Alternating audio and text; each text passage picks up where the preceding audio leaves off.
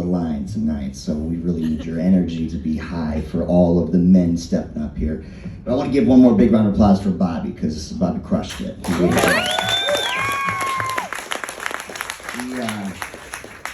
This whole picturing you guys naked and pooping thing, it doesn't work. It doesn't work. The whole public speaking thing, it's top of the list for phobias and fears. Like, this is the #1 fear in the world. It really is. There's been studies on it.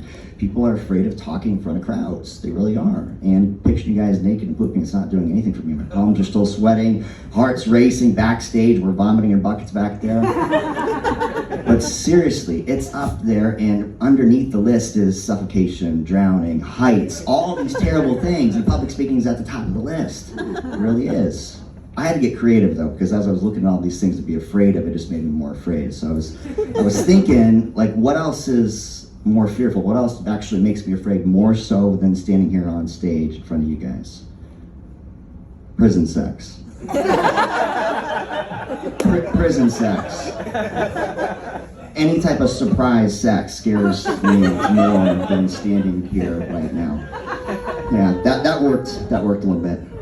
But seriously, I'm up here because I was voluntold to come up here. I was voluntold to work on my humor, to be funnier, not take life so seriously, to stop taking life so seriously. I'm a very intense guy. I come off a little intense.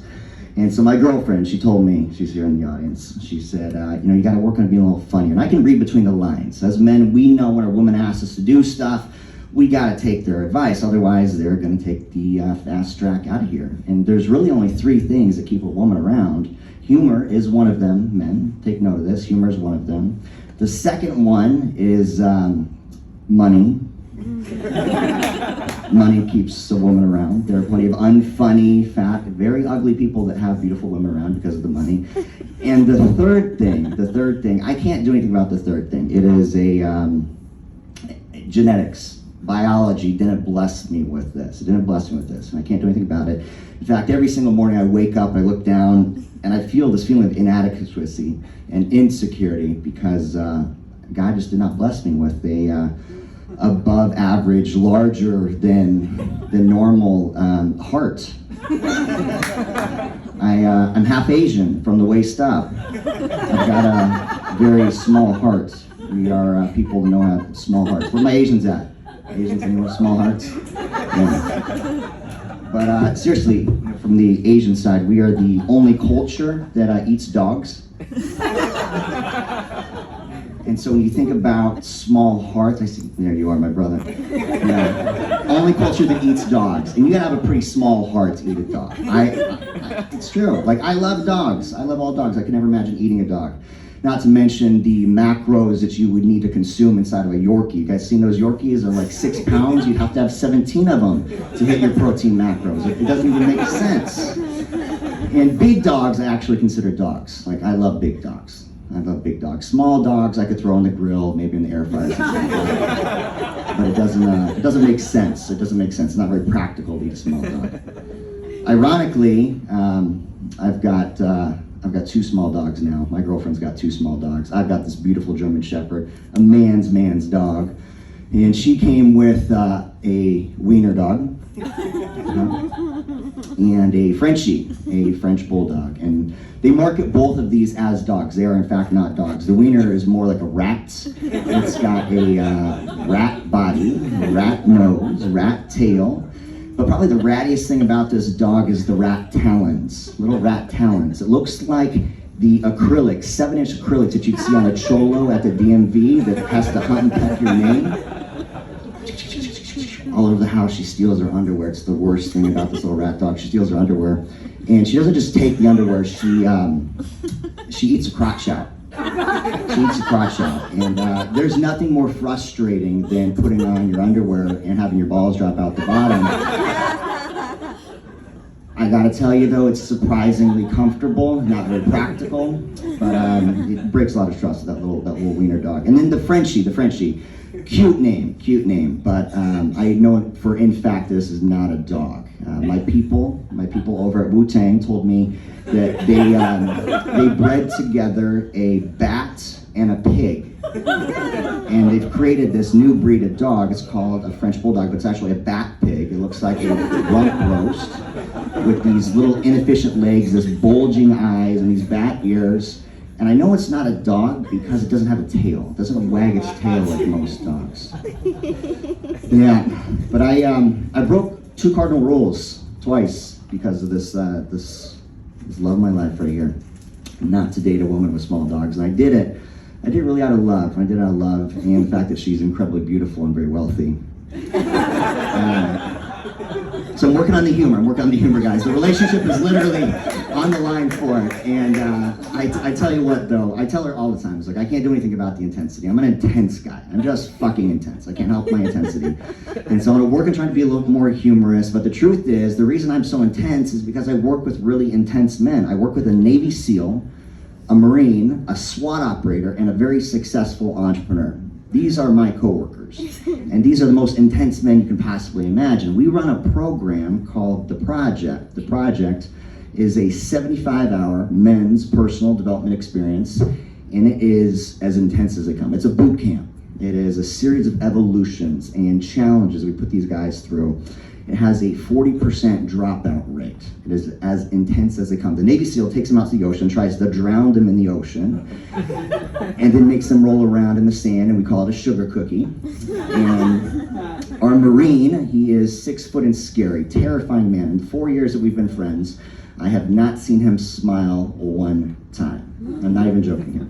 And he manages the pit. The pit is, it's a metaphor. It's for life, but PIT stands for Pain Initiates Transformation.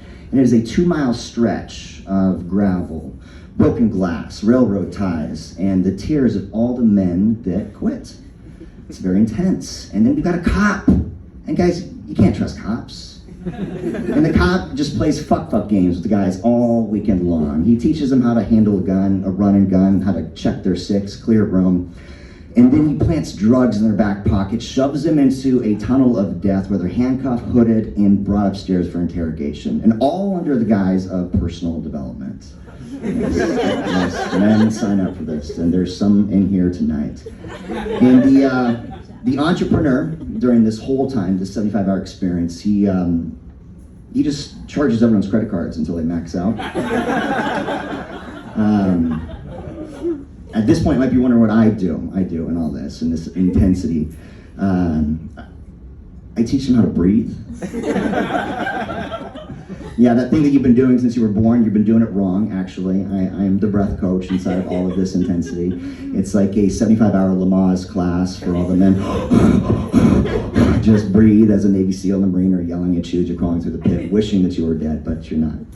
So it's a very intense program, and but it works, and it's powerful because it brings guys together. And if I was going to describe it as anything simple, it's kind of hard to describe in simple, but it's kind of like the Boy Scouts. Imagine Boy Scouts for adults. It's a lot like the Boy Scouts, minus the s'mores. There's no s'mores, and minus the molestation. Could you imagine if we were all just sitting around making s'mores? Like, that'd be weird. That'd be really weird. But the molestation, though, seriously, the project actually started because of molestation. And interesting fact I want to share with you guys. 1 in 4 people have been molested. And 2 out of 3 people have experienced physical, mental, or emotional abuse. And we all know that 50% of us have gone through a divorce. And so what does that mean in a room this size? It means that 100% of you are fucked up. We are all fucked up. Every one of us is fucked up. And the truth of the matter, the most fucked up of all of us, are the men. The men, we don't want to talk about the worst thing that ever happened to us. We don't want to talk about the pain and the trauma and the triggers we went through when we were young. The only way we will talk about it is on our deathbed. When we've gone through our entire life, we look back with regrets. Or maybe in the rooms of AA after you have done all the drugs, drank all of the booze, spent all the money, and there's nowhere else to go. And the third place that you'll talk about, the worst thing that will ever happen to you so that you can heal, is inside of the project, where we bring them to rock bottom. And so we created this program. We're 40 hours into the project. We have a conversation about the worst thing that has ever happened to some of these men. And man, I gotta tell you, it is so healing, but it's hard to hear some of this trauma. And we've done this now for 3 years, 14 classes, and we've heard some horrible things and some healing things. And until recently, we thought we heard everything. We heard something recently that you don't even know where I'm going with this. The funny thing is that the last comedian, he's Mormon and he doesn't swear, and here I am taking you down some very, very deep rabbit holes. Big shift here. But we heard something recently, and our heart really went out to this young man. He shared that he was brought up like a farm animal. And he was brought up like a farm animal where he literally had to crawl around on the floor and beg for scraps like a dog, eat out of a little dog dish. And he was not treated like a human. You can imagine how traumatic that would be for a young man. And he shared that as he was approaching adolescence and he was having to sleep in the barn on a pile of hay, that he was lonely, just looking for the comfort of a warm body. And he looked for that comfort of the warm body with the family dog. We're gonna call this young man Doug. And Doug tried to fuck the family dog. And that is horrific, and it is, but I gotta tell you what we told Doug. We said, Doug, dogs are not for food and dogs are not for fucking, and Doug, this may be a very traumatic thing for you to share, but this is the first step to your healing. The first step to your healing. Your next step is therapy and counseling, and to get this off your chest and to share with other people. And your third step, Doug, is to avoid animal shelters, petting zoos, and our house where we have dogs, Doug. After this experience, as you can imagine, you guys are feeling those emotions, a little intense. We as the instructors who don't like feeling feelings, because men don't like feeling feelings, we go back to doing what we do best. We put those feelings in a box and we bring them back to the pit, where we try to then make them crawl more and we have them drowned again, and all back to another 30 hours of the project stuff. But it is so healing, and at the end of the 75 hours, these guys graduate. Just like in the Boy Scouts, they get a cool little pin at the end, and we tell them that they are now ready for the hardest battle that they will ever fight in their life. And for you married men out there, you know what this battle is. The battle at home for the love of our beautiful woman. And I thought I was a black belt in personal development.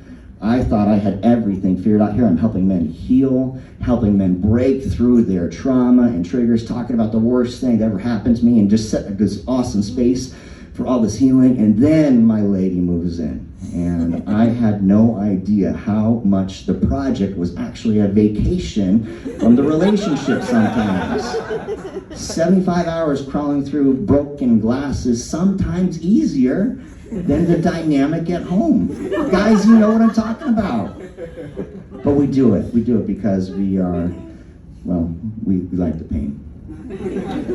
But the relationship's actually going really well. And I gotta tell you, it's been the most healing thing having a beautiful woman at the house. And we're actually at the next stage of our life. We're in the stage of planning kids. We're excited for having kids together. And it's an exciting stage as two newbie parents are planning this next step, and we're really looking forward to it. I didn't think that after all of this stuff that I've been through, the trauma I've been through, that I'd ever be a father, but I really look forward to breaking those old family cycles. And in this planning stage, we're planning breeding my German Shepherd with her French Bulldog. And it's exciting, like as new parents, curiosity takes over. Like, what is this animal gonna look like? Is it gonna look like the majestic, handsome, very practical father, like a German Shepherd, like just built and beautiful? Or is it gonna look like a pot roast with legs? It's that big. Yeah. Curiosity though, curiosity takes over. And I know there are plenty of ugly babies in the world, and you see the parents and they're just so in love with this ugly baby. I know that nature's gonna take over no matter what it looks like. No matter what it looks like, I'm gonna love it. No matter what it looks like, because it's your own, right? But we've moved past the planning stage, and now we're actually in the logistics, because there's a size difference, right? We've got this 120-pound German Shepherd, and then the bat pig, bowling ball, pot roast, and so now it's coming down to how we're gonna make this happen. And I came up with a perfect plan. Oh my God. I told Rachel that I would hold Lily like a football, and all she had to do was guide the red rocket in. She quashed that, as you can imagine. She said, "I'm not touching your dog's dick." And I said, "I'm not touching my dog's dick, that's gay." And then I realized that neither one of us have to touch my dog's dick. I know exactly who to call. Doug. I've got a job for you. Old MacDonald had a farm, E-I-E-I-O. That's my set, guys.